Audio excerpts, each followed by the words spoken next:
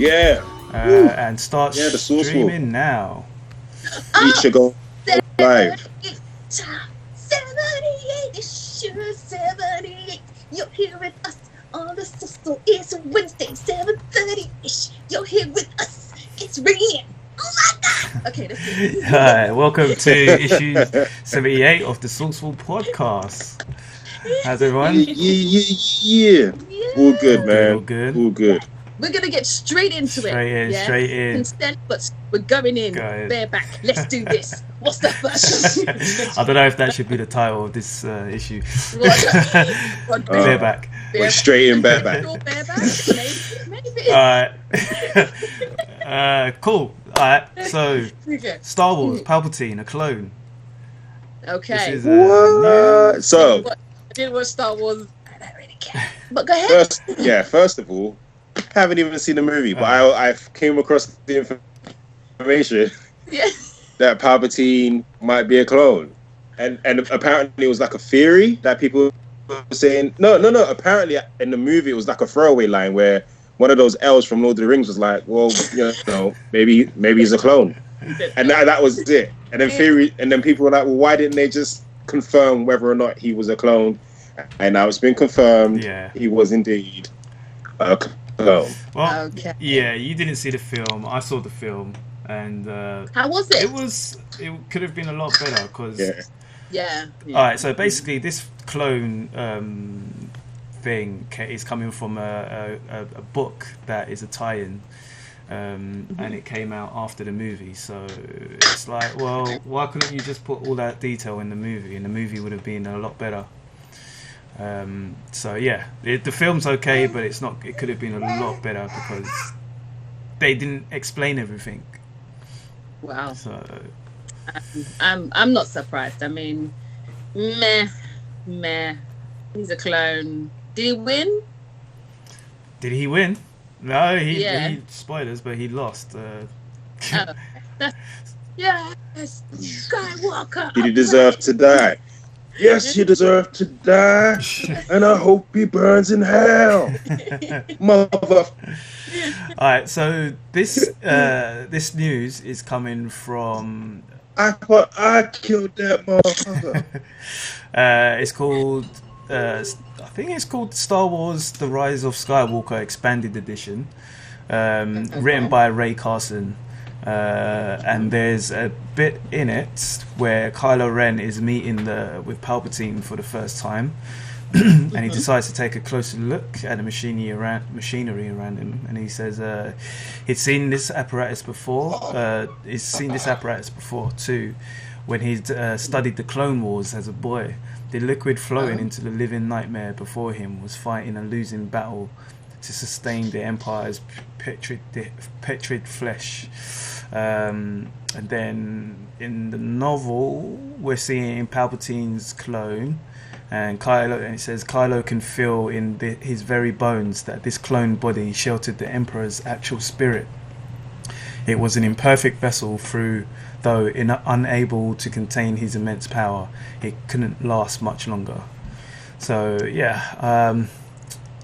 it's explanation in a book, but it should have actually been in the actual movie. In the movie, yeah. Never mind Star Wars. I mean, we could have. I feel like it's been like a year of. It could have been great. Yeah. Years. Plural. Yes. Plural. We had the Game of Thrones. Could have been great. Yeah. We had the Star Wars. Yeah. Could have been great. But just missing the mark. But it's okay. Because now the young people have all the Star Wars. You lot take what you're doing. Just don't mess up the rest of it. Yeah, it's hard for them. I don't think they'll mess up the series. But well, that was that. It's just. We're done with you, Star Wars. Okay. Yeah. You have failed this. Right. Next one is Proud Family. Revival ordered to series at Disney. I'm happy about that. Good. I never watched this. You should watch it. You know what? I'm ashamed to say that I didn't watch it. I feel like I should have, because it's the only cartoon at the time. To clarify, Isha, it was the kind of show that I liked. Show and Rocco and blah blah blah. Yeah, but I should have watched it because it was the only cartoon that actually represented us. And I kind of, in hindsight, I wish I watched it and paid attention. Like, well, now you even to this day, I don't really Proud Family. Oh yeah. Sorry guys, if you are watching this, I am making fun. Kyla Pratt still doing the voice. What's that? Huh? You still... Go on, what were you saying? Go on, Karen, sorry. I was asking if Kyla Pratt is still going to do the voice of the main Proud. Then Kyla Pratt is. No one knows Kyla Pratt is. But then, whatever. No. Yeah. Who's Kyla Pratt? Okay, so yeah, he is. Did anybody ever watch One-on-One? Yeah. The girl from One-on-One was the girl who voiced the girl in Proud Family. Yeah. Okay. And that's Is Kyla she still Pratt. doing the voice? Kyla Pratt, yeah, she is. Kyla Pratt, yeah. So yeah, the returning cast members are Kyla Pratt has Penny Proud, Tommy Davidson has Oscar Proud, Paula Jai Parker has Trudy Proud, Jo Marie Payton has Sugma Mama, Karen Melina White has Dejoni Jones, and so I can't pronounce this name. Soeli Moon Freya has Zoe Hauser, and Alicia Reyes has La Sinega Belvades, and Cedric the Entertainer will be returning as Uncle Bobby Proud. Woohoo! Nice. Yeah, I need to check it out. Is it child friendly? It's child friendly. It was a Disney. It was a Disney show. Yeah. Okay. Yeah. I mean, well, it was on Nickelodeon, I think. But you know, one of those ones where it's like it's for kids, it was on the Disney Channel. Oh, well, back in the day. Oh, anyway. Mm-hmm. Anyway, so like it's kid friendly, but you know when they slip in every now and then, like them adult. Yeah. You know, like when we used to watch Ben and Stimpy, and it was just like, oh, that's funny, and then like when you're an adult and you're watching, you're like, oh my god, yeah. Stimpy. Proud Family. I'm glad that we're gonna get it back on Disney Plus. That's cool. Good. I am gonna get Disney Plus, and I'll have to watch it with Cass. Me too. I am. Finally watched The Mandalorian. Yeah, finally you can watch it. Oh, Isha. Okay, on to the next one. Sorry, I'm just trying to write down the times as well. So, next one is the Suicide Squad wraps filming with massive cast photo. So this is the new Suicide Squad, directed by James Gunn.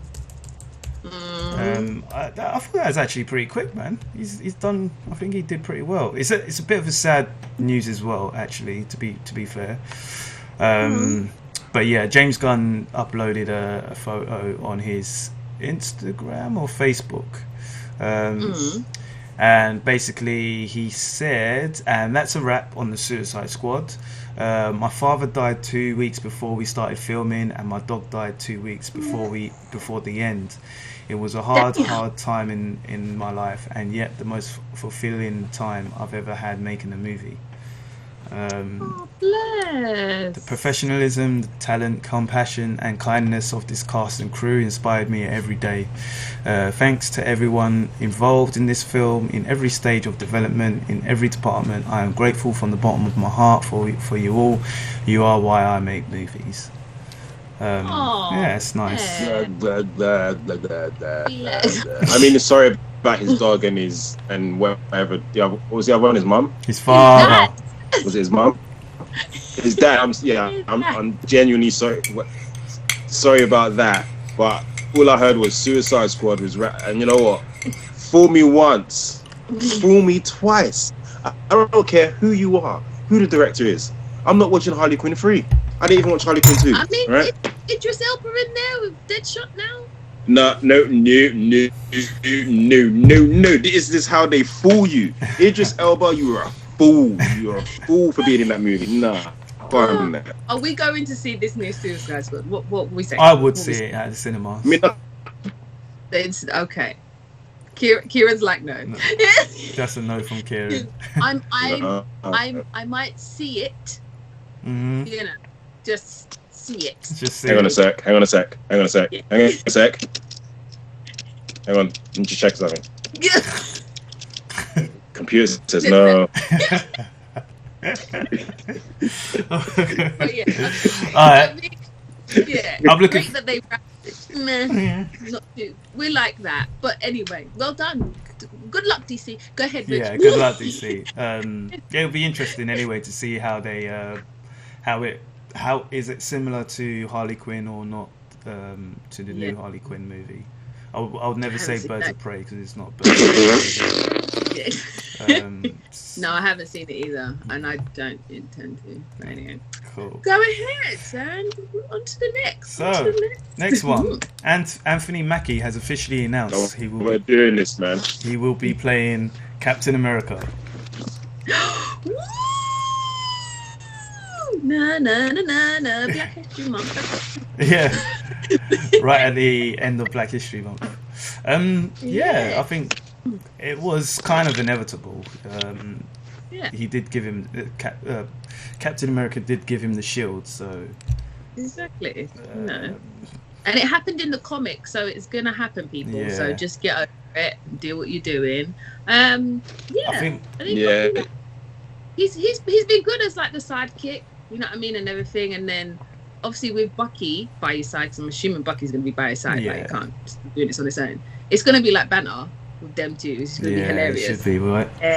Yeah, and then it's gonna be a thing of like, you know, him finding himself of like, I'm trying to do what Captain did, and Bucky's gonna be like, but you're not the captain, you're you. You know, be you. You know, there's gonna be that whole thing, and then we're gonna. Hey! So you know, it's going to be interesting to see him move from like the sidekick to the main feature. You know what I mean? Yeah. So it'll be good. It's good. We shall see. I will be so. Before I go into how two things, I'll be so pissed, so pissed if he gets a movie. I know Captain America and Bucky or something like that, whatever, and they kill off Sam Wilson in that movie. Why? I'll be pissed. Don't do it. Do that. They won't do that. It. Don't you do it. Man, I don't trust Hollywood, you know. There'll be a geek uprising. But the other thing is, Indeed. hey, it will be an ethnic geek uprising. That's what I'm saying. But that's the other thing I was going to say regarding this. For all of you, he can't be Captain America. Captain America can't be black. I'll say to you, black people made America.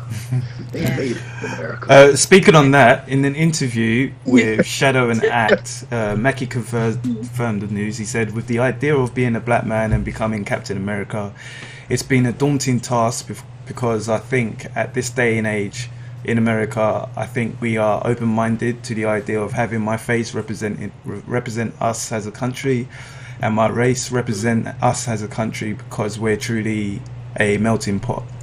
So there is no distinctive look or feel or design of an American.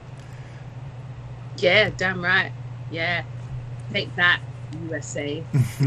Anyway. I mean, unless they're like part of some sort of Native American Indian tribe. That's a different USA. USA.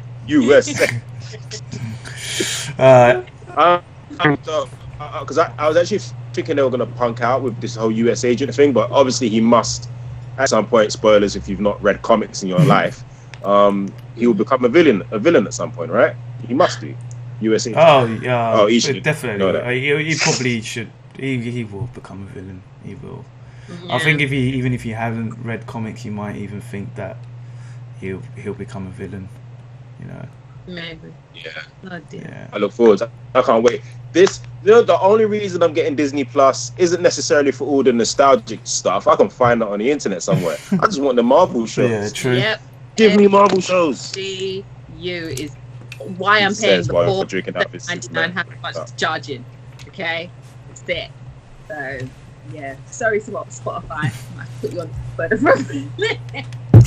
Yeah, I'm getting rid of my I have to get rid of something. Yeah, no. I'll figure it out. Yeah. Because all I've got is that and Amazon Prime, but I use Amazon Prime. Yeah, same. I've got Amazon Prime Anyway. and Netflix, and yeah. We digress. We digress. Next thing, Henry Cavill has Wolverine. Now, I didn't really like. I didn't really want to put this on because like this is like BS. There's Well, we know it's BS, but it's fun to talk about. Yeah, It's the most. Some blogger was bored and thought, you know what, I'm going to start an internet rumor. And the funny thing about it is that all the big shots in the media took to it. Like nobody did their research. It's ridiculous. Nobody. I haven't even seen in one article a spokesperson for such and such or someone behind. Like nobody has said anything. It's just Henry Cavill is going to be Wolverine. Okay, and that's it. Yeah. Let's just hypothesize here. How would we feel if Henry Cavill? No, I would be against it because we already like Henry Cavill is a tall, well built man. We've had a tall, well built man be Wolverine. Do you know what I mean? Yeah. Like we don't need that. Also, no, Rich, what do you think? No, same. He's too big for it. He's well built. Actually, I was talking to a friend, colleague at work today, and I mentioned it to him, and I was like, yeah, he's just a bit big, like for him. And I think because the last thing I saw him in was Mission Impossible, but he was acting alongside Tom Cruise, and Tom Cruise is really huge. Yeah, and he looks really huge, but maybe that's because they made Tom him Cruise look is small, short. but he was like.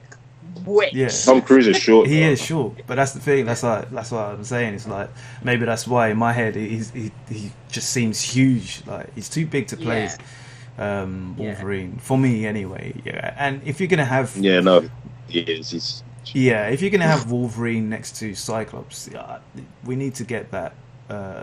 Cyclops get is it right taller, this time. Yeah, he's a taller character. He's a taller guy. You need to see that intimidation kind of thing where. Yeah, he might be taller, but Wolverine doesn't give a. Yeah. So if you were, say like Henry Cavill was in the MCU, who would you have him as? Like, let him play Havoc or somebody over there. Havoc. Someone tall. I don't know. Some tall. Who's tall? I don't know. I don't know. Someone tall. Sabretooth. I don't know. That's a good one, actually. Maybe Sabretooth. He could be Sabretooth. No, he can't. I think he could pull that off, you know. He could pull that off. Because you're looking at Henry Cavill, but think about Henry Cavill's a good actor. I think if he was given the role of Sabretooth, he would pull off. I'm not saying he should be Sabretooth. I'm saying he could pull it off. Yeah. Like I'm giving his acting props. Sinister. Yeah, it could be. He's got the English accent. He's got a legit English accent. He could be Nathaniel Essex. He could be Nathaniel Essex. The thing my colleague was saying I don't think he's going to get any of that. Sorry, the thing my colleague my friend was saying as well is that like in Witcher, the way he was in Witcher, where he's like doing all the grunting and stuff. It's like he could, but I think Sinister's a pretty good one. Yeah, Sinister. I think Sinister would fit him nicely, actually. Yeah. Like if he was gonna anybody, but not Wolverine. We need like I don't know. The joke is, sorry. I was watching a YouTube video. I can't remember. They were just, when they do the top 10 things in the X-Men, whatever. I was just, nostalgia thing. And I had the very first VHS of the very first pilot episode of X-Men. Yeah. And in it, I think Wolverine was like. Was he Australian, like Irish or he's Australian? Where he's got the Australian accent. Yeah, he's Australian accent. I was like, that kind of works. And I'm just like, maybe they should bring like just have someone small and Australian kind of thing. I'm just like, bring it back to the beginning, just right to the beginning. But who would you have play Wolverine now? Like obviously, like we love Hugh Jackman. Cool. I don't know. It's hard. It's hard. I'm the kind of person who just likes. People that are unknown, like with what Marvel did, they kind of with the MCU. Yeah, I was gonna say that they just brought in actors that suit the characters and are not really massive, big Hollywood stars, you know. Yeah. Okay. I agree with that. I feel like Hollywood doesn't do casting anymore. They just be like, okay, who's hot? Who can we get that's already out there? Nobody likes to give new actors an opportunity. Yeah. And if it was me, if I was the casting director, I would actually hold auditions for like a short, stocky, broad, even a hairy dude, muscly hairy dude. That's what. Going back on Henry Cavill, by the way, it's actually been rumored or confirmed, I forget which one, that he's actually going to be playing Superman again in Shazam 2. That's rumored. So he ain't going to be in the MCU. Is that that's rumor? A rumor as well. Is that a rumor as well? Yeah. Okay. That would have been. Are people just talking about Henry Cavill? Like, that means that he's doing something. Yeah. If they're throwing rumors around, they're trying to like get you away from what he's actually doing. So I wonder what he's up to. Yeah. Witcher, Superman, man, we got our eyes on you, DC. We have. Well, I'd love to see him come back as Superman. So that's a plus. You definitely should. Having said that, he's doing a great job in The Witcher. So hey, not bad. He doesn't need it. He doesn't need it. He's getting that series money as well. Yeah. There you go. Very true. Okay. What's next? Next thing, trailers.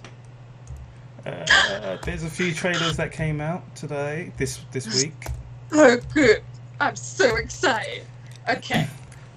You just say the trailers and we're going to talk about So it. We got Candyman, Justice League Dark, Apocalypse War, Monster Hunter movie, and Artemis Fowl. Okay. So, Artemis Fowl, trash. Not interested. You know. Oh God, it's not just me. Okay. Do you know what? No, it's not. I thought I was thinking it's gonna be along those like Ready Player One, not that type, but I was excited that it was like in that kind of realm. And then I was like, ugh, it's basically Spy Kids. Yeah, it's got that feel. It just looked gene pool. Yeah, Spy Kids gene pool thing. I did. Take your little cousins if they want to go see it. Yeah. I was watching the trailer before it even. I was watching the trailer before it even got to the part. I said to myself, "Is this going to be one of those movies where his dad gets kidnapped and he has to step in?" Boom! Yeah. That's what happened in the trailer. I was like, "No, I'm done. I'm done." No, I'm like visually, it's like appealing. Kids' minds are gonna. Oh, it's a little kid, but he's like a James Bond or whatever. Yeah. But he's doing, goblins. But no. Yeah, tell him, Cat. It reminds me of that movie. What was it? It reminds me of that movie with the girl with the big brow. What name? Carla? What movie was that? A terrible movie with Rihanna in it. Time. And Rihanna. What? She wore.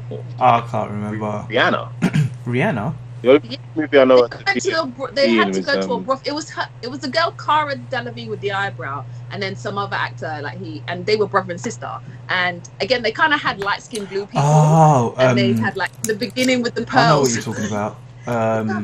And she washed her face in the pearls, and then I didn't see that movie, but I think I remember. I know what film you're talking about. Yeah. I watched like the first 20 minutes, and I was like, off. Move to the left. That's what the Artemis Fowl thing reminded you of. Yeah. Like. Right, so we're all agreed that it's trash. Yeah. Yes. So trash. Right. Take it out then. Monster Hunter. Thinking up the podcast. Oh yeah, Monster Hunter. Right. They just had a poster for that, didn't they? They had a poster for that. Yeah. Oh. And it looks Valerian and the City of Sun. That's of 1,000 planets. Valerian and the trash of trash. Yes. Yeah. Monster Hunter. Monster Hunter. So okay. I didn't see a trailer. I couldn't find a trailer. I found a fake trailer, and I was like, "Isn't this Godzilla and Resident Evil mixed mashed together?" Yeah. So I couldn't find a real trailer. I saw the poster, and I was like, "Okay, it looks all right." You know, no. Well, again, we just have to see a trailer because it looks like because I don't know if you guys know it was a game. I thought of much. I thought it was a game. Yeah. They look like they have game. My board. like blades though. I was like, they got kind of Soul Calibur type weapons. The thing is, the game was okay. It just I couldn't get invested in it. You go around, you make a character, you go around, you chop up some monsters, and it was okay. It's not. But I like a little bit more from my games, and I didn't enjoy the game enough to probably go see this movie. But the poster looks cool. Hey, Mila Jovovich, she's maybe she likes her big shit. Yeah, maybe the film will be better than the game, because sometimes it's vice versa. Like the game's really good, and then the film's rubbish, and then like hopefully, like you said, the game's rubbish, and then the film will be good. So the poster look it's see as long as there's no good superhero movies out, then maybe I'll go see it. Yeah, same. You know what? I'll tell you, like, this is the time to go see movies, because the MCU is shut down at the minute. This is the time to go out and broaden your horizons. Yeah. You know, Thanos has been dusted. For now, DC ain't doing shit. DC ain't doing shit. I mean, unless you want to go see Harley Quinn 2 and 3. But all right, well, go see some movies, man. Go see a rom-com. Justice League Dark? A drama. That movie looks sick. Yeah. And I've been following this whole DC animated universe thing for a while, and I like that the Justice League, the Titans, Justice League Dark, it's all the same characters, even the same art style. Yeah. I actually watched Teen Titans Go versus Teen Titans, and they had little cameos from the Teen Titans from those movies. Anyway, this looks dope, but I feel like for one, it either has to be like a 2-hour plus movie, or it needs to be split in two, like the Superman one was, because it's a lot. Yeah, it's a lot into that storyline. You can't just do that in an hour and a minute or whatever they usually do. But it looks dope. The trailer looks dope. I'm talking a lot. There's always, like, when it comes to DC and animated anything, it's always good. Yeah. So I'm just like, ooh, this is like quality. Yeah. So I'm just like, learn from your animation studios, DC. You know what I mean? Like, yeah, definitely, that's the truth. Yeah, I'm on that. Definitely where they shine. Definitely on that. Definitely going to see that one. Yes. Cool. Candyman? Everyone's on Candyman. Oh my god, I'm so excited! Yeah, okay. But that looks dope. Oh my god. That looks so dope. Firstly, Black Woman's directed it. It's great. Oh really? I didn't know that. Yeah. Really? So Okay. Jordan Peele's just like he's now obviously just a production company now, so it's just like he's got the director and she's come along, and obviously she's come and used the Jordan Peele director company, whatever. So like, production company. Nice. So that's good. Like, one, because like a nice, not like a revamp. What's the word? When they redo reboot. Reboot, yeah. It's not like a reboot. It's like a weird continuation. Yeah. So it's like a different, like. So I like that element. I was a little bit peed off because when I watched the trailer, I was like, I feel like you're giving away like the best part. Like, because obviously when he's looking in the mirror and he's like, he kind of sees himself as Candyman. I'm like, I kind of becoming Candyman, yeah. I was like, I kind of want to be honest. Damn, this is the thing. This is the thing where I feel like I've seen too many movies. I've seen too many movies. I know exactly what's going to happen all the time. I'll be watching movies with my boo and I'll be like, that's going to happen, and she'll hit me because be like, can't you just watch the movie? I'm like, but I've seen too many. I know it all. Yeah. I knew before it happened in the trailer that this man was going to become Candyman. I was like, yeah, he's Candyman. Like, Candyman's black. He's black. Yeah, I don't know. It could be. But I think there's going to be something else involved. Like, I think there's going to be like a little twist in there. Yeah. I'm hoping that the original guy comes back as like I don't know. Say this guy starts becoming Candyman, but then the original Candyman comes or something. It's like, you will take my place or something. I don't know. That'll be cool. No, it's pretty good. And then I like the little nuances in there. You know, like when obviously for us, our black families, we're like, there's certain superstitious things you don't do. Like, when you're like, I wish this, and then your mum also said, stop, don't say that. Don't say that. So when the woman was like, when the man was saying something, she's like, and I was like, ooh, felt that. I was like, so I like the little things in there. But the story of Candyman is banging anyway. And if you haven't watched the original, watch the original. So, I was scared when I was watching it when I was younger, man. Oh no, I terrified. Yeah. And now they've done this new. This man had bees in his stomach. Say my name anymore. They're like, say my name. I'm like, I can't listen to 5 on it now. I got 5 on. I'm like, no, these songs and just horrifying. And I was thinking in my head, I was like, oh, if they make like an obsession one, like I don't know, like The Hand That Rocks the Cradle or some madness, and then like have like I don't know, like Jill Scott, you're getting in the way. And I'm just like, I can't listen to that song more. Sick. It's gonna sick. That'd be good. So Candyman was a dog trailer. I'm looking forward to that. Yeah. And again, you know, there are no MCs. There's no MCU movie, so go out and watch Candyman. Go watch. What was it? Artemis Prime or whatever it was. No, watch that. Take your kids. Like take your kids or whatever. I'm not taking mine, but take yours. And yeah, go watch some Justice League, Dark, Apocalypse stuff. Yeah, but you know, now's the time. There are no MCU movies. Get out there and see some movies. I want to make a movie. Go see it. All right. So next thing, comic book news. Let's get down to the comic news. So DC won't be. Last week we didn't report. We just telling you what other people were telling you. But with spice and sauce. With us, okay? yeah, exactly. With seasoning. We do it with seasoning. Yeah, with seasoning and sauce. So, as we were saying last week, Dan DiDio has left or been pushed out or whatever. He's not at DC anymore. Oh dear. He was co-publisher with Jim Lee. Jim Lee is still there, and it seems like he's staying there as well for now. One thing that kind of irated me last week was listening to a lot of podcasts and watching videos last week, and a lot of people were like, oh, who's gonna take over, and they were giving it like loads of different people's names, and I'm like, yeah, but Jim Lee, he's co-publisher at the moment, so why wouldn't they? Why does it need to? Yeah, why would they not keep him? Like, and he's been around. He's been from Marvel, from Image, DC. He's, you know what I mean? He's got the credentials. Exactly, you know what I mean? exactly. And no one was saying his name, so that kind of hurt me, man. But yeah, the last week there was C2E2, which was the Chicago Comic Con, and I'm very jealous of that we could not actually be there. Soon. We will.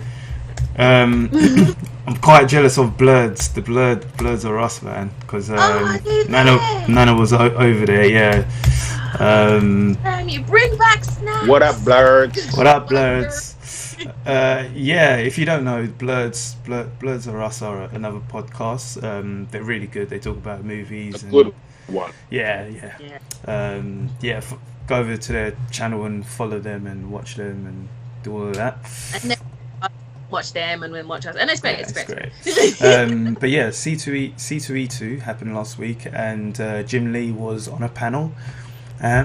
Basically, he said, we've been with Warner Brothers for decades. The actual strategy for DC is to put publishing at center of what we do.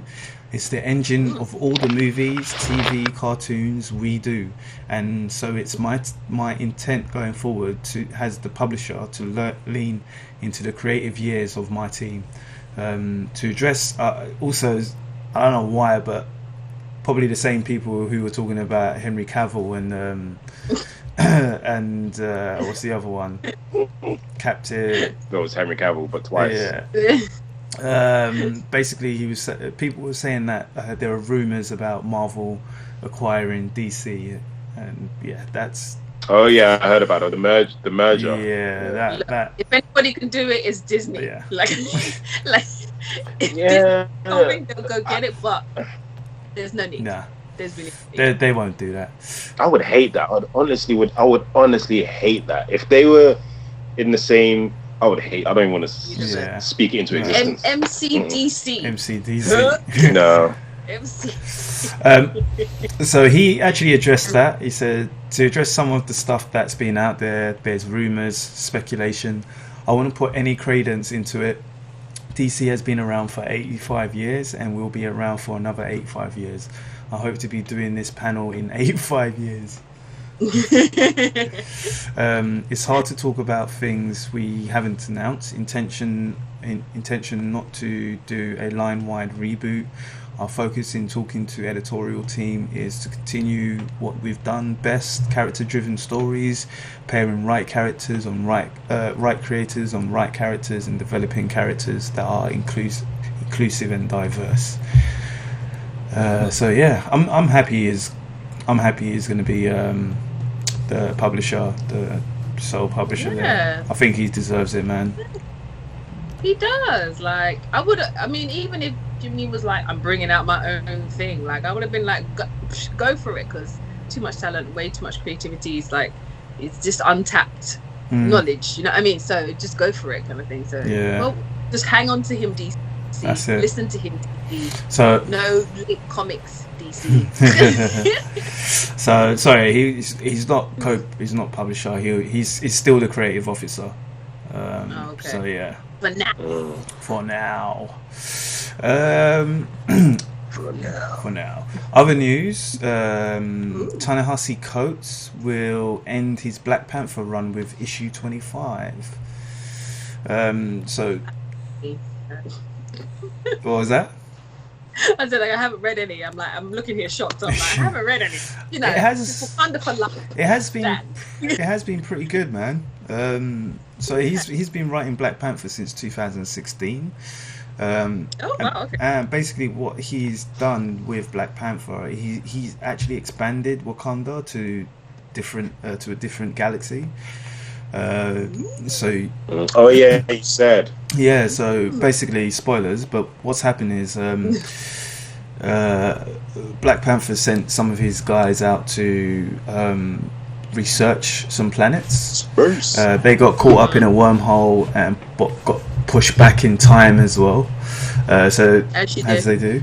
So the people he sent got stuck in a different time and basically created another world, another Wakanda. So a few thousand or 100 years later, you've got a whole kind of system full of people who have the Wakandan belief system, and you got different alien factions and stuff like that. So, and they kind of start to turn a bit bad as well.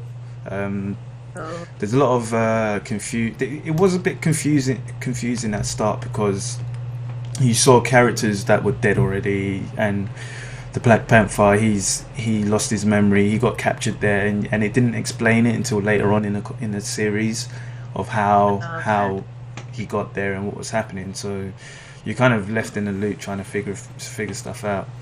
But that's the type of person he is. He was originally he originally writes novels and books, so there's a lot of detail. He just cliffhanger for everybody. He's just like yeah. So yeah, I wish he could go on. I wish he could expand more on what he's writing, but seems like it's going to be the end in June. He'll be back. Yeah, he'll be writing. He'll be back writing. He's writing Captain America at the moment, and that's been pretty sick. Okay. So the synopsis for Black Panther reads: the final issue of Ta-Nehisi Coates' landmark run is the end of an era for the Black Panther. As renowned writer Ta-Nehisi Coates concludes his Wakandan epic. Over 4 years, Coates has taken the Black Panther to hell and back and expanded Wakanda into the distant stars. Now in his final issue, he brings T'Challa full circle back to the home he left behind and the crown he has never fully accepted. This is the story of a king who sought to be a hero who was reduced to a slave who advanced into legend, and the man who has struggled to hold up an empire in his bare hands. The journey will conclude, but the legend remains. Don't miss the close of a historic approach in comic history. So yeah, Wakanda forever. Okay. Wakanda for what bite? But thanks for your help. Someone step in. Melanated. Take us. Black History Month everywhere.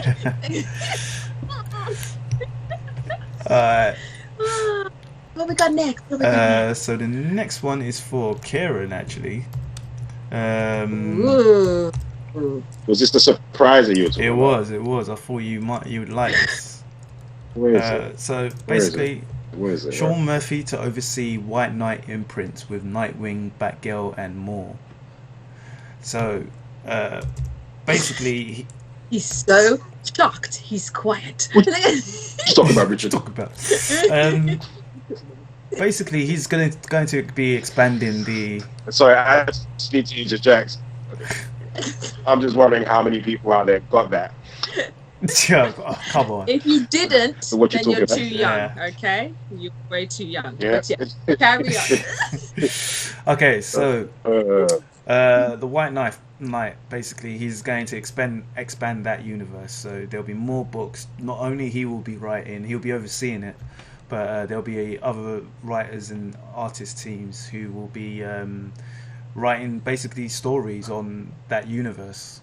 So Crying out loud. Sean Murphy, you are killing me. I mean, it's great. I'm excited and I'm gonna do this. No. Take my so money. much. Take Oh, it. crying out loud. A whole universe. It's a whole universe now. Is that what we're doing? The create universes. Just take my money. So he tweeted. So big news actually. DC wants a mini imprint of White Knight. I'll write the bones for the new minis, and they'll set up with the writer /artist team. It will be done between new volumes of Batman White Knight. It will be the Murphyverse. Stay tuned for books on Harley Quinn, Nightwing, and Batgirl. So how are we feeling about this? How? What the fuck? It's kind of frustrating, to be honest. No, I'm excited. I feel two ways about it. I feel excited because if you're not reading the Sean Murphy's Batman comic books, like there, especially if you grew up in the 90s watching the Batman the animated series and just watched like Tim Burton 89 and what was it 92 Batman movie, like this has all the nostalgia plus the new stuff that he just put like his own stories as well. It's amazing. It's just that I don't want it. I mean, I do want it to.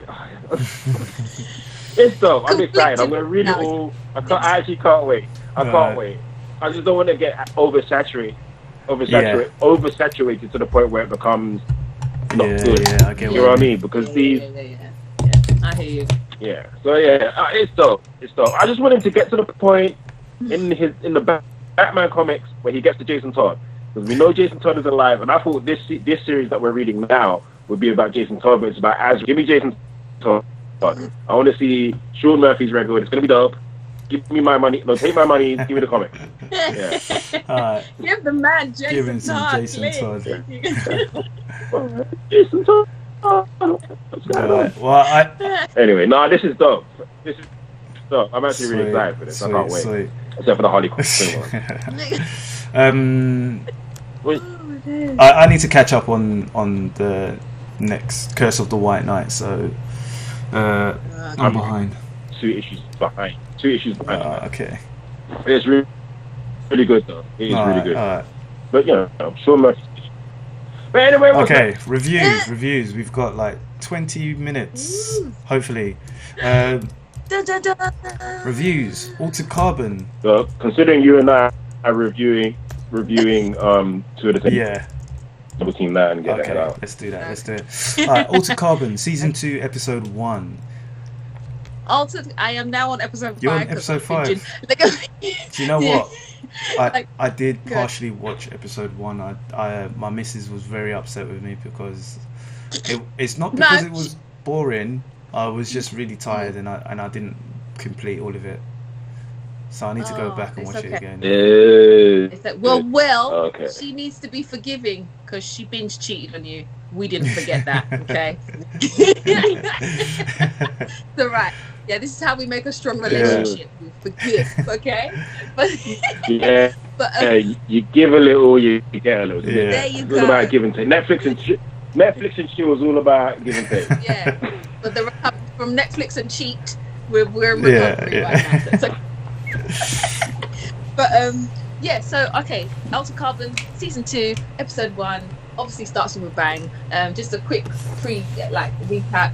Basically, it's a society where no one really ever dies. You can download your entire consciousness, soul, brain, everything, memories into a pack. It's basically a small mini disc. It slots into the back of your head, and your body is called a sleeve, and you can change sleeves if you want to, if you've got money, depending on your status and blah, blah, blah. Anyway, so story of Ta-Nehisi Coates.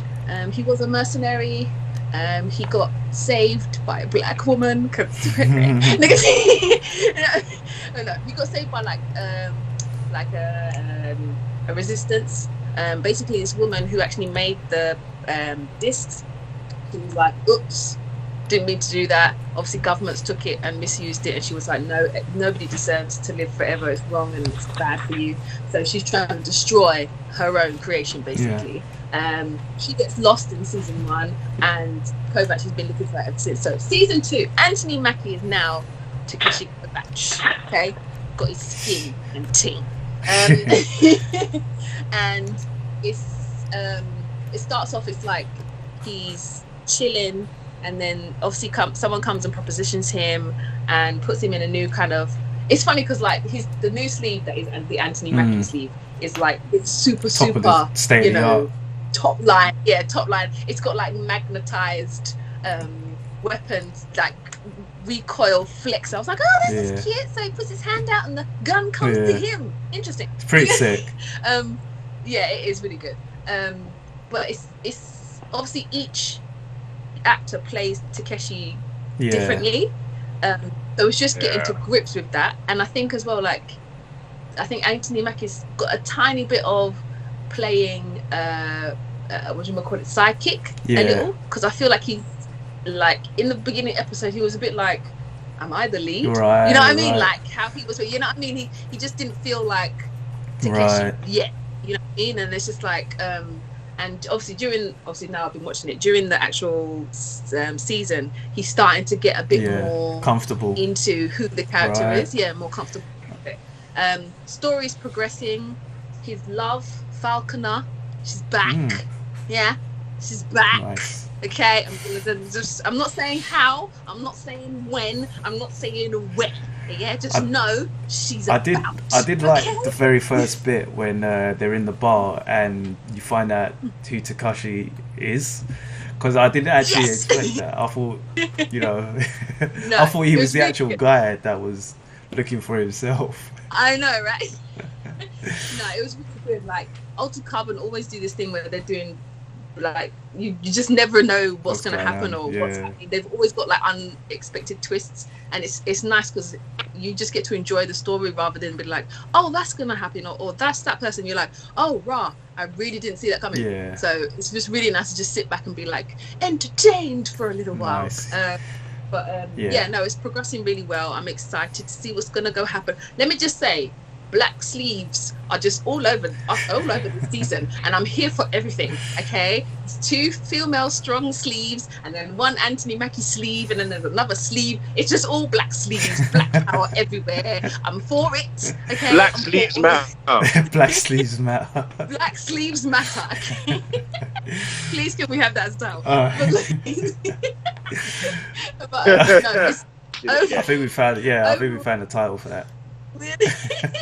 But like overall, it's working up to be like a really good season. I know like season 2 sometimes can drop. Yeah. This one has stayed like it's going in the right direction kind of thing. That's good. I just keep pushing it kind of thing. So yeah, right. And I don't mind that Ta-Nehisi, played by obviously Anthony Mackie, is a little bit more emotional than he usually is. Right. I don't mind it because it's like him and his AI as well. Yeah, the AI is very funny as well. The AI is brilliant. Yeah. It's nice to see the toll it's taken on him to look for the love of his life. You know what I mean? So it's really good. So I'm gonna give it a 4.9.999 because obviously I haven't finished the season yet, but it's going really well and I like it. But I love Altered Carbon. Watch it. It's on Netflix right now. Next to JoJo Bizarre and all of the anime from the studio that made Princess Mononoke. Slight digress. Slight digress. I know I'm late. But JoJo's like as in late in the world in the realm of anime. JoJo's Bizarre Adventure is on Netflix, and I've been watching it every night. And that Dio Brando is a straight prick. Hey, anyway. Yeah, cool. Real quick, I never watched it. How many episodes? How many episodes of Altered Carbon are there, like per season? I think there's 10. Yeah, I think they're 10. So it's a nice little chunk. I think I might jump. You know when you're just like, I don't want to watch them one. all because I'm like, this might take another 5 years to. Like I'm just like, please let them be working on season 3 already. Yeah. Please, hopefully. So, but but it's 10. If you get a chance to watch it. Cool. Watch JoJo Bizarre as well, but watch Altered Carbon. Watch it. Alright. Fantastic Four / X-Men issue 2. Oh my days! Is that good? Is he turning into Hulk? What's happening? Okay, let me just. You know what? Oh, yeah, this comic book is just straight sick. it's really good. Richard, you stop. Yeah. I've watched it. I've read it. Yeah. I like the beginning basically where we got a hologram of Scott Cyclops for the uninitiated. He's part of the X-Men. So he's his hologram. They're doing this whole Princess Leia thing where he's in the living room in the hologram. I'm talking to all the Fantastic Four. Yeah. And you know what? I love dialogue. I really love great dialogue. So they're just talking about how just basically what happened. You know, Franklin has run off. We don't know where he is. And the Fantastic Four and Cyclops are talking about it, and Cyclops is like, "Yeah, we want to help you find him." And then he says something stupid. What was it he said? He said. Oh, here we go. I want to read this to you, okay? Okay. Read. We respect you and everything your team has done. Yeah, you know, right? Yeah. We respect you and everything your team has done for the world of humans and mutants. So believe me when I say your children are not here. And to be perfectly clear, Krakoa is Franklin's birthright, but not Valeria's. Because basically Franklin and Valeria have gone missing. Yeah. Franklin Richards is an Omega level mutant. He's probably like the most powerful mutant on Earth. Is. And Valeria doesn't have any. And Valeria doesn't have any power. She's just probably smarter than her dad. But they won't allow her to sometimes express that she's that smart. Anyway, so Cyclops carries on and says, "We're not an island of runaway. We're not an island of runaway humans. Of course, we'd let you know if." And then Sue Storm cuts him off, and is wait. So one's better than the other. Is that it? Sue. Of my children, you value the life of Franklin over Valeria. My genius daughter wouldn't be allowed in your paradise compound because she's not pure enough for you. Not mutant. You value her life as less. All your actions make it perfectly clear. So tell me, Scott, why should we believe you? And that was a mother lion. Just she poured into him. It was brilliant. That was like the first page. Yeah, literally. Ready. They got you sucking you in. Sue Storm is really written well in this. She's really written well. She's like. She's like how a mother would be if this kind of stuff was happening, and you kind of feel it as well, man. It's a bit weird as well because you can kind of see. Obviously, you're reading the comic, so you can see what's happening anyway. But you can really imagine if she didn't know what was happening. This is how she would be, and they're kind of both right in a sense. But Scott shouldn't have said what he said like that. Should have said what you said. No, he shouldn't have said that. Phrasing is everything. Yeah. But what I liked about it as well is that they're actually talking about it, and then I think it's later on in the comic. Scott is talking to Magneto. Oh yeah. And basically, what is it? They're kind of talking to each other, discussing like what they should do, if they should go off and look for the kids, because basically they don't know where they are, so they're trying to go back and figure out what happened to them, where they were last seen and things like that. So where is it? Okay, so sorry. Professor X is like 1,000 miles north, 2,200 miles west of us. Magneto's like, we should assemble a team. Cyclops, I'll join you and whoever you think. And Cyclops is like, wait, we still haven't discussed the Fantastic Four. They think we have their children. That means Krakoa is in danger. Professor X is like, there's a strong possibility that the Reed's children will be where Kitty is. Cyclops is like, they'll be here before you find the kids, Professor. You didn't see Sue Storm's eyes. I'm telling you, as a father, if I suspected someone took my children, I'd move heaven and earth to get them back. Honestly, I'm surprised they're not here already. And Emma Frost is like, I do hate to say it, but Scott is correct. Before you send the team, we need to plan to repel an attack from them and defend Krakoa. We're a nation, Magneto. We're a nation of mutants. This island is the most powerful place on the planet, and we do not need a plan for a man who throws fire or a rock-studded brute. Nightcrawler chimes in, that may be true, my friend, but you can't plan for the mind of Mr. Fantastic. He can do most anything he wishes, or be most anywhere with the Invisible Woman. And then everyone looks at each other, and then Magneto disables a metal chair and just kind of throws all the particles around, and then you could just basically throws it. Yeah, you could just basically see the silhouette of the Fantastic Four surrounding them. Yeah.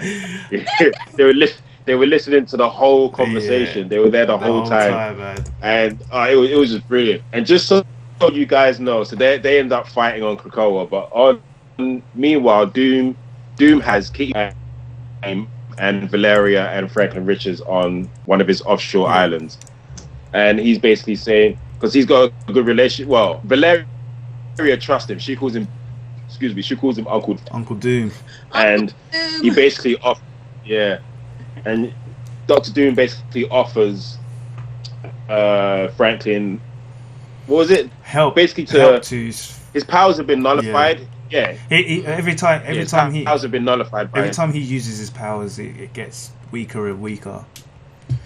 You're saying that. Okay. And he feels, and Franklin feels like his dad won't help instead of not being able to. Yeah. So Dr. Doom is basically offering to help because he's obviously got his own agenda. But I think it was Valeria who said, "Oh, he's obviously going to want to try and do it because he wants to be better than dad." So it was, bless you. It was just a really, really dope issue, and I need to go to the ending. Oh yeah. The ending was insane. Like Dr. Doom, man, he's a beast, man. Okay. I'm gonna read. Basically Dr. Doom has somehow merged his Doombot technology, I assume, with Sentinels. So now he has Sentinel Doombots, and it was just like, I can't wait to see what happens with that. Unky Doom. You can't just because it's like for 5 minutes. Yeah. It's like you got the X-Men who like fight Sentinels, and then you got the Fantastic Four who fights Doombots. And they thought, why not Sentinel Doombots? That is, let's put them together. They're doing the fusion dance and shit. And it was such a good issue. Like it is literally a page turner. I cannot wait for book 3, issue 3. I'm loving what's going on. I'm behind on Fantastic Four, but what I have read is great. Same. I'm an issue or two behind X-Men, but everything X-Men right now is amazing. The fact they've mixed these two comic books together to bring you this is just it's genius. It's such a good work. I want to go back a bit, share one flirty bit with Emma Frost and Emma Frost and Scott. So when they were in the meeting before they found out that the Fantastic Four were hiding in the meeting, so Cyclops shows up and Emma's like, "Look at you, Mr. Summers, in the chambers with the upper class. Does it kindle any desire to be on the Quiet Council?" And Scott says, "Absolutely not. You know me, Miss Frost. I live to serve." And I'm like, "Oof, it's getting hot." Yeah. It kind of worked. You have to kind of see it with the panels, but like they're doing this thing in X-Men with Emma Frost, Scott, Jean Grey, and Wolverine, and it's weird. Yeah. It's funny to read. Yeah. What? Even in the next issue, which I'm going to talk to you about in a bit, I'm like, what is? Are you going to tell us something? Are you just going to leave it ambiguous? Well, you know what I mean? Let's talk about Jean Grey and Emma Frost for a second, because we just had a giant size X-Men issue 1 of Jean Grey and Emma Frost, and this issue was amazing. Like, nice. Wasn't it brilliant? Huh? Do you know what? I said, wasn't it brilliant? It was fantastic, man. And like, I have to quickly say, so this comic, it had to be written. This is where like I don't like it when people look down on comic books. This story of this comic had to be written, but there is little to no dialogue in this comic. It is all imagery, but it tells such a potent story, and all with imagery. Yeah. So the whole point of this giant size series, because there'll be different giant size books, the whole point of this is to showcase the talented artists, their work basically. So all of these issues will have an amazing artist in there, and like Karen was saying, this book is just, there's little dialogue in there, but the artwork on this is Jesus. It's fantastic. Okay, show you something. Can I show you something? Anybody who knows for those of you that were watching, when these two are like boys, you need to go get this comic. Okay, I'm just saying. For those of you who are like, for those of you who are watching us, like that alone, I don't know if you can see that. It's just a blur of colors. It looks like, but if you see it properly, that is just. Yeah. Can't talk, man. Too. Sorry, Rich, you were saying. So, colors. Sorry, just one thing. So yeah, this book basically is about Storm. Something's gone wrong with Storm. She's been found, and she's got blood running from her nose. So what happens is my nose is bleeding. So what happens is Jean Grey and Emma Frost needs to go into her mind to find out what has happened to her.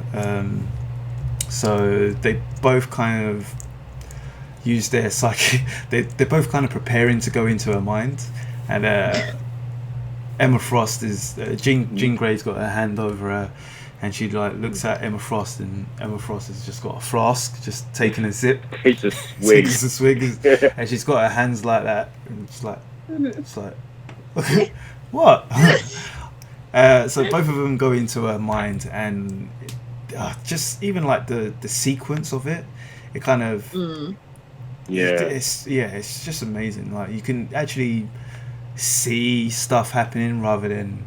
You're seeing a still image, but your mind is making you see them warping into her mind. Yeah. And then they find a tree. Basically, they're in a field, and there's one tree with Storm's headpiece thing. Yeah. On the top, and basically they're just trying to walk towards it. Do you know what? I really can't describe it. It's something. Yeah, it's so visual, but it's even harder to explain. You'd have to kind of see it. They walk towards this tree that's got like like Storm's crown on it. It is a crown, isn't it? And then it kind of manifests. Oh, this is insane. It kind of manifests into like these two lions, one with like long white hands, one with no hair, and they're kind of leaning on each other, like you lean on someone's shoulder or whatever. Yeah. And it's got this weird image of like two question marks with a silhouette. I can't even explain that silhouette of Storm. And Jean kind of just minds. It's basically the lions basically are questioning who they are, because the lions don't recognize her. So the lions I guess they represent Storm. And Jean Grey is like, she does like a gas thing that says friends. But then the ground, the dust comes up, and it's an old image of Storm and Jean Grey like hugging each other, and then you see the lion. I love how honest Emma Frost was. Well, you see the lion smile, and then the other lion looks at Emma Frost, and you just see Emma Frost like the same sand attacking. Kind of makes her face. Yeah, she's like, well, like, what you gonna do? So then the lion changes into snakes, and it's and then it attacks Emma Frost. She ain't been a friend. She ain't been a friend for a long time. We ain't trusting her in the visual mindscape of me, Storm. There we go. Haven't got the audition yet. It's coming. There's one scene where Jean Grey saves Emma Frost, and there's that, with Jean Grey's face in a circle, and you can see her lip, her just the top lip, just like kind of raised up. I think that's my favourite bit of that look. That's one of my favourite looks I've seen. She's got really good nails as well. Like a subtle detail, isn't it? Just that subtle detail. And you guys gotta read it, man. You definitely gotta have a look at this. Slight digress, because I remember when I used to watch the 90s X-Men cartoon, and I remember I didn't actually like Jean Grey. I used to be a boy. I was a boy, whatever. And she just came across as weak. Yeah. Not really.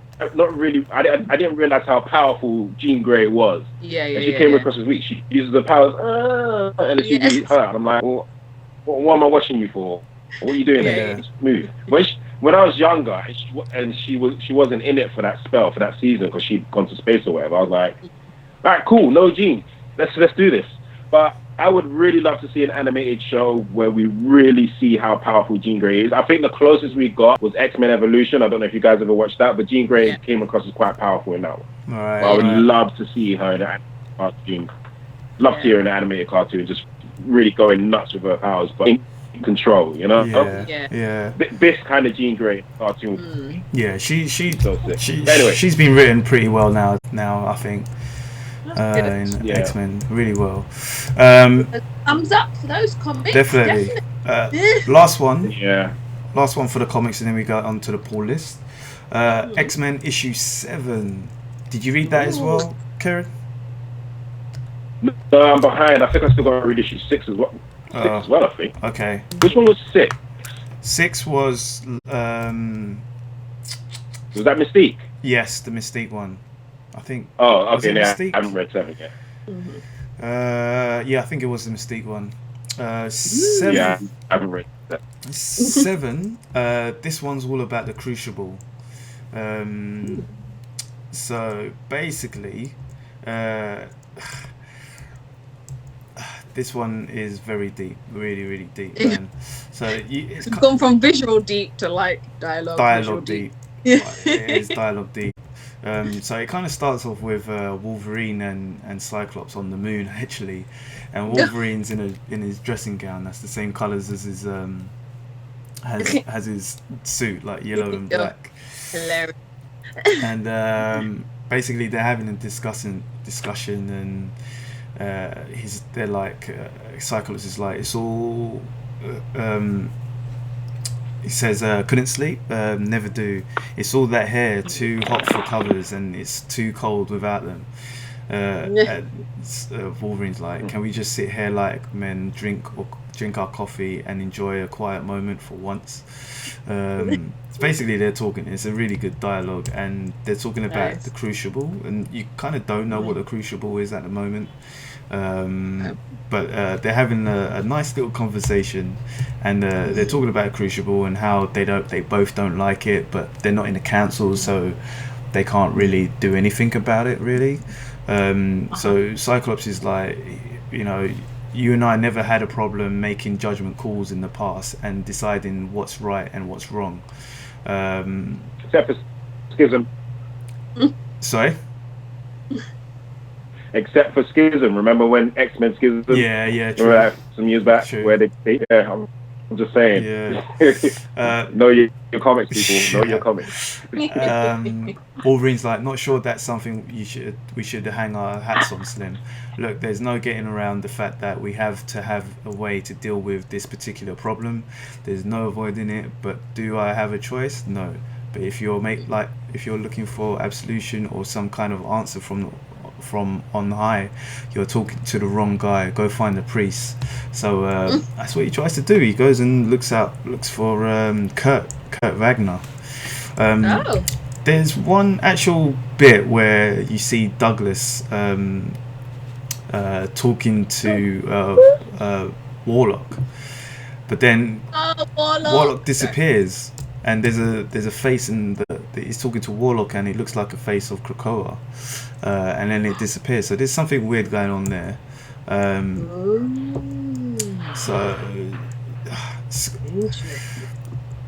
Scott finds Kurt Wagner, and they're basically talking about just about religion, and it seems like Kurt might actually start something, so keep an eye out on what Kurt might be doing later. Then basically you have I forget his name, Exodus. So Exodus is there, and he's talking to the young children of Krakoa, and this is actually what's that? I said, such good names. I love these character names. So he's talking to them, and he's like, our first Crucible, which is what we named this glorious thing, but can you tell me what Crucible actually is? And one kid's like, I think it's where a broken mutant has to die so they can be an unbroken mutant. Is that right? Exodus is like, your answer has the ring of truth, but not the whole truth. Would you like to hear the whole truth? And the kid's like, I think yes. And then it's like, then listen closely, children, for this is truth. It is the story of a woman. Her name was Scarlet Witch. And the kids are like, Pretender, stop, don't say her name, Pretender. So she's basically like Candyman now. She's like the monster. Oh, wow. Yeah. Wow. So they're like, of course, he's like, of course you know her. We all know her. Her and her great sin. She erased the powers of 1 million mutants. She made mutant into man. She's made so many of us less. She spoke the words. No more mutants. The kids are saying, no more mutants, no more mutants. And sentenced 1 million of us to hell on earth, trapped in a body that was a prison. Can you imagine being able to do such wonders and then having your gifts stolen from you? And why? Because she thought it was the right thing to do. Because she knew what was best. That's what they do.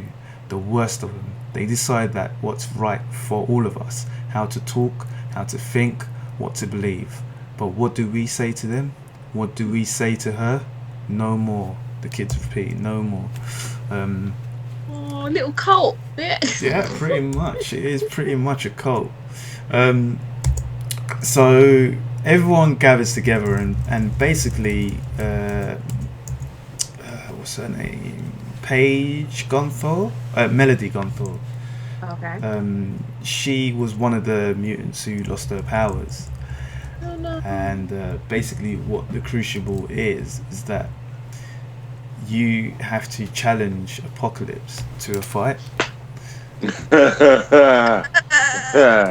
All right, good luck. A sword fight to the death, basically.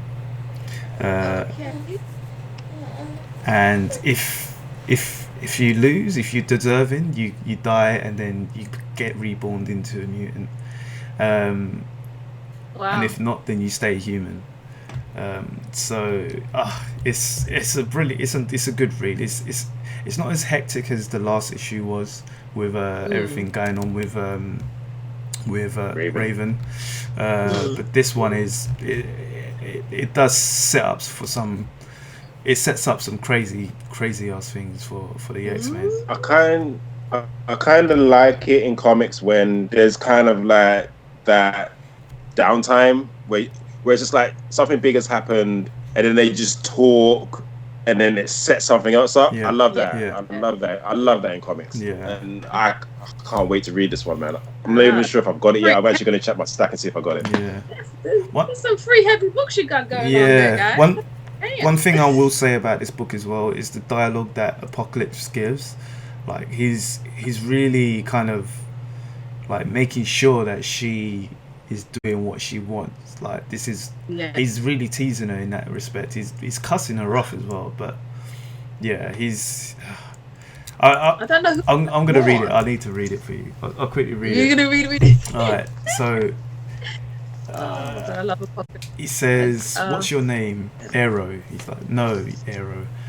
Arrow is a mutant name. I see no mutant standing before me. Perhaps you were born a mutant, but the humans stole that from you, and now in all the ways that matter, you are as they are, aren't you?" She's like, "Yes." "Then tell me your name." "Melody Golfer. Golfer, a powerful mutant family, a great name. What a disappointment you must be." And her brothers and sisters are there. It's obviously Cannonball and Sam Gunther, who's Cannonball, Joshua Page. They're all there as well, and they're getting really angry because of what he's saying to her. And then he's like, "Can you stand the disappointment? Can you abide what they did to you?" She's like, "No. Look around you. Look closely. These are a people willing to fight to the very last, want to preserve our way of life, to fight and die for one another. And this is why we do not accept those like you, simply killing yourselves to be reborn as something better. It's a surrender, and those days are beyond our people. Do you understand?" It's like, "Yes. So what do you want, Melody Gothar? Why are you here?" She's like, "To fight and die for my people, like a mutant." He's like, "And pick your sword." And basically they fight, and it's a pretty brutal fight. Like, don't tell me what happens after that. I want to read it. It sounds like a dope issue. It is a dope issue. Sorry, I can't do the voice, Sean. I won't be able to do the voice. Sean and Kieran and Keith. But yeah, definitely grab this book. And yeah, it's a 5 for me, man. Definitely. Wow. Yeah. That was a.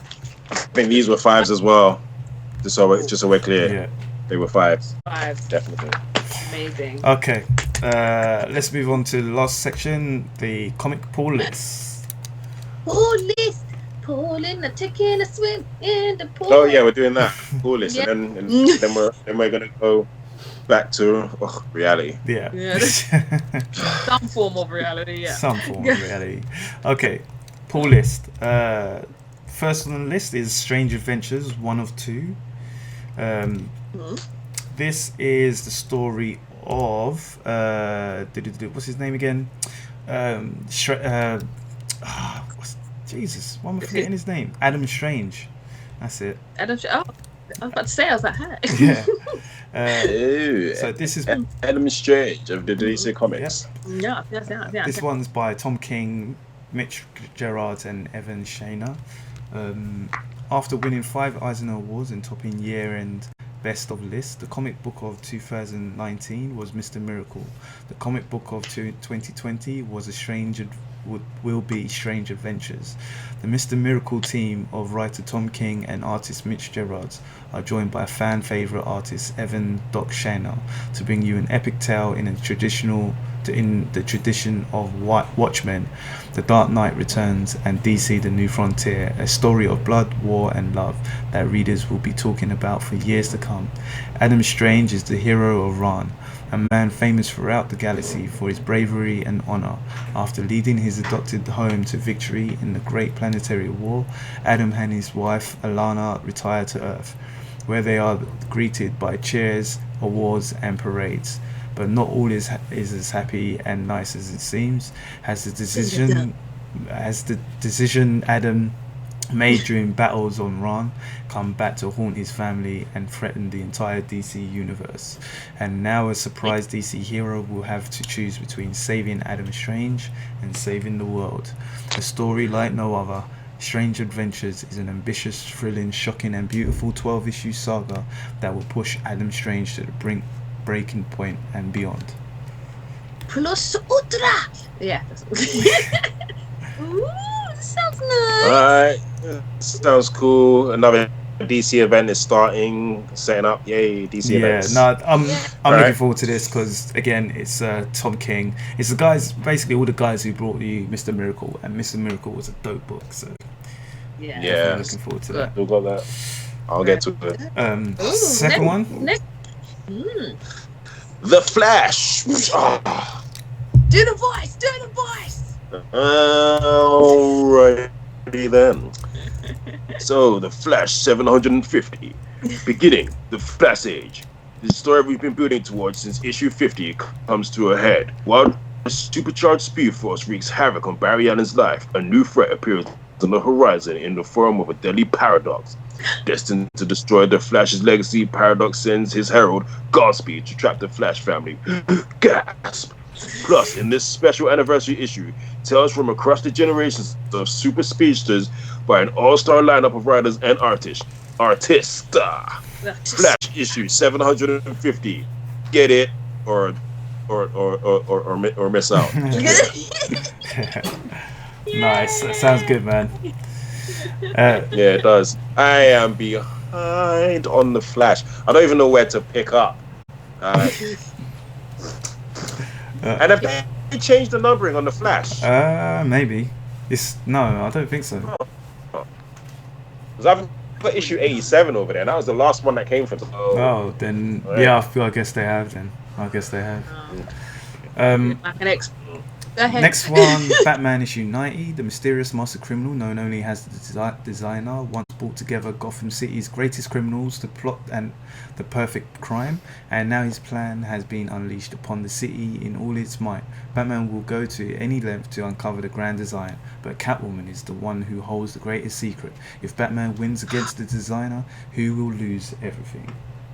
Oh my god, can we bring Penguin or someone? Something. I'm just tired of hearing Catwoman, but I'm excited. Penguin's busy fighting the Red Hood all the time these days. Yeah. Are we excited for this one? Yeah, I'm excited. Yeah? Okay. Because obviously Batman and Catwoman are in a very deep relationship right now, and she's hiding something pretty big. So the fact that she's pregnant, and she could. Does she have a cat bat in her oven? She might have a bat cat in her oven. She could do. Oh my god. Secret is, does Batman know she's pregnant yet? Yeah. Well, that was only a picture that came out a couple weeks ago, so the story isn't out yet. Never mind then. Then that just throws my theory out the window. Anyways, what's next? What else is on the next one? Doctor Strange. Doctor Strange issue 4, the return of Dr. Druid, what has brought Doctor Strange, fellow sorcerer, back from the dead, and has he truly renounced all magic as he claims, or is something more sinister brewing in the halls of the McCarthy Medical Institute? Rated T+. I think that's like really high on like tumultuous reading. That's what I'm basically. Cool. That sounds good. So yeah, Doctor Strange has been pretty good. We got Dead Eyes. Dead Eyes TPB Volume 1. Don't know why that was so hard to say. Meet Martin Dobbs. He's a hot-tempered, foul-mouthed former mercenary and gun for hire who's just been forced out of retirement with both funny and violent results. You know we like funny and violent results. Dead Eyes is an equal parts unforgiving, The Equalizer, and Robin Hood from two of comics' most irreverent, that's the word, right? Creators. Yeah. Writer Jerry Duggan, who did Deadpool. And artist John McCrea, who did Hitman. Yeah. So this is a 4-parter, and the first one's just dropped. So go get some Dead Eyes, because you know, live eyes are all right, but dead ones are interesting. So yeah. Peace. Alright. Last one. I'll put this one as a bonus. 1 second. Bonus. This one is a omnibus, basically. Uncanny X-Force by Rick Remender. Now, this book was crazy. It's a collection of Uncanny X-Force issue 1 to 35. Damn. Yeah, this was an epic run, man. This was a really epic run. This one has got the X-Force team of Cyclops, Archangel, Deadpool, and Phantomax. And basically, they sign up to Wolverine's secret squad of assassins. And their first mission was to find and deal with the reborn Apocalypse. So, mate, you get other characters in like Deathlock, and you get like the Age of Apocalypse Nightcrawler in there as well. You got different artists. So there's some interdimensional shit in there. Some of it. It's drawn amazingly. You got different artists like Jerome Opina and Isaac Ribic. Isaac Ribic is one of my favorite artists in the world. Like, he's so sick. There's actually one bit where Archangel is basically dying, and Deadpool is trapped with him. So what Deadpool's doing is he's cutting his skin and giving him bits of him to eat, so he can. Obviously, Deadpool is replenishing, but it's just crazy, man. It's little Deadpool. Yeah. That's gross, Deadpool. That's gross. But the book is amazing. Definitely grab that if you can. Well, it's not cheap. Cool. It won't be cheap, but the book is good. Yeah. Okay. And you need to pay for quality. Exactly. Yeah. I think that was the quickest show we have ever done. In a while. Lives. Told you we could do it. In a while. Yeah. Yes. Oh my God. Cool. Issue 78 has come to an end, people. It's been magical, as always. Yep. And thank you for joining us here. And I'm going to take it off Rich's hands. Make sure, you check out our Teesprings, teesprings.com. Yeah. And, if you want to buy some merch, because it's cold outside and rainy, there's mugs. There isn't briefs, but there's socks and T-shirts and all those things and stationary things, because, you need to write and draw some stuff. And then obviously check out our socials on Instagram and Facebook and SoundCloud and Skynet, all of it, we're there. Yeah. Take it over the world. DA source like the source of power wall. Yeah, that's us. Outlaw Red Hood. We read comics too. Phantom Specialist, because Wu-Tang named me and I'm putting my name out there. So yes. And tell them, Kieran. Don't forget to bring a sandwich. All right. Live long and prosper, peeps.